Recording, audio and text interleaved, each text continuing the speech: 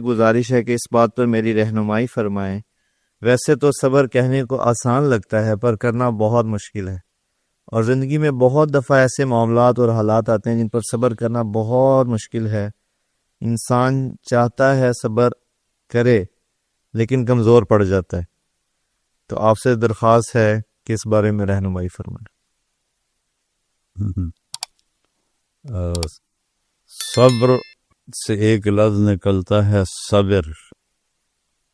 صبر کہتے ہیں حنزل کو، کوڑتم، اس کو ہم پنجابی میں کہتے ہیں کوڑتم۔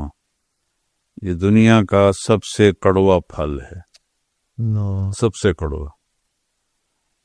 اس کو اگر ایسے پاؤں سے مسلا جائے، اوپر کھڑے ہو کر پاؤں سے اس حنزل کو کوڑتم میں، تو تھوڑی دیر کے بعد اس کی کڑواہٹ زبان پہ آ جاتی۔ اللہ اکبر۔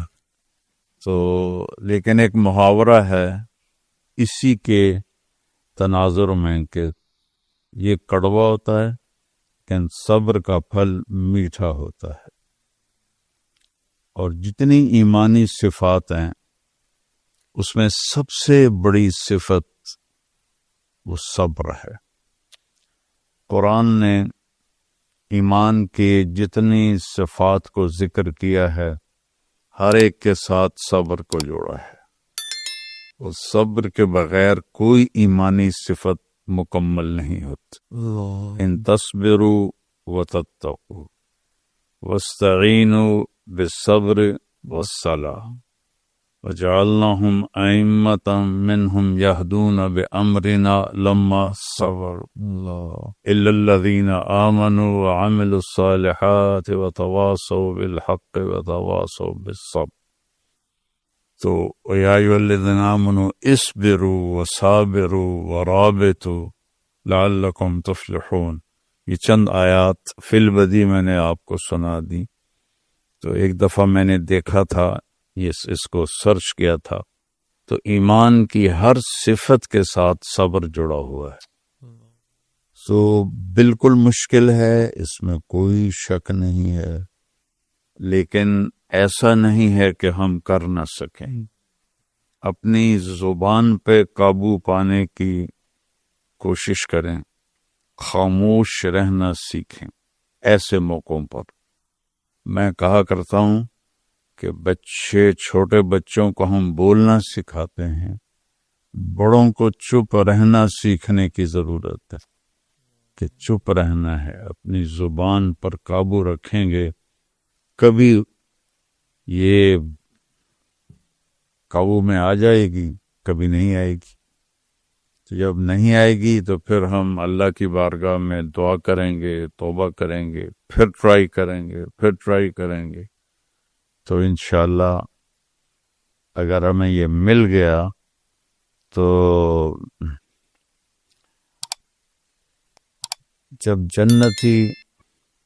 جنت میں سب فٹ ہو جائیں گے نا، تو اللہ تعالیٰ فرشتوں سے فرمائے گا جاؤ انہیں سلام کرو۔ تو والملائکۃ یدخلون علیہم من کل باب سلام علیکم۔ فرشتے آئیں گے ہر طرف سے رکائیں گے، سلام علیکم سلام علیکم۔ تو جنتی کہیں گے تم فرشتے ہو، نورانی مخلوق ہو، ہم تو دنیا سے آئے ہوئے لوگ ہیں، ہمیں تم سلام کیوں کر رہے ہو؟ تو جنت میں آدمی کتنی سارے اعمال اللہ نے شرط لگائی ہے پھر جنت جائیں گے، لیکن وہ صرف ایک عمل کا ذکر کریں گے، سلام علیکم بما صبرتم۔ اللہ اکبر۔ ہم تمہیں اس لیے سلام کر رہے ہیں کہ تم نے دنیا میں صبر کا دامن نہ چھوڑا۔ اللہ، تو یہ اتنی بڑی صفت ہے۔ پھر ایک اور حدیث سنت، قیامت کے دن اعلان ہوگا صبر والے کھڑے ہو جاؤ۔ کتنے اعمال ہیں، لیکن اعلان ہوگا صبر والے کھڑے ہو جاؤ، اور وہ کھڑے ہو جائیں گے، تھوڑے لوگ ہوں گے، چلو جنت میں چلے جاؤ۔ اللہ، تو وہ حساب سے پہلے جب جائیں گے تو اللہ ان کو ہائی لائٹ کرنے کے لیے آگے فرشتے کھڑے کر دے گا. وہ کہیں گے ارے بھائی تم لوگ کہاں جا رہے ہو؟ اب یہ صرف دکھانے کے لیے. وہ کہیں گے ہم جنت میں جا رہے ہیں. کہیں گے ابھی تو حساب ہی نہیں شروع ہوا. کون لوگ ہو؟ حساب سے پہلے کہ ہم صبر والے ہیں. تو ایسے پیچھے ہٹ جائیں گے, کہیں گے ہاں صبر والوں کا یہی درجہ ہوتا ہے. تو جس چیز کی جب قیمت معلوم ہوتی ہے تو اس کے لیے پھر کوشش کرنا, صبر کرنا آسان ہو جاتا ہے. تو صبر اتنی بڑی دولت ہے, اگر یہ معلوم ہو جائے تو لوگ ہمیں کینچیوں سے بھی کاٹ دینا تو ہم اف نہ کریں. اللہ سے عافیت مانگیں, سلامتی مانگیں. لیکن بیٹی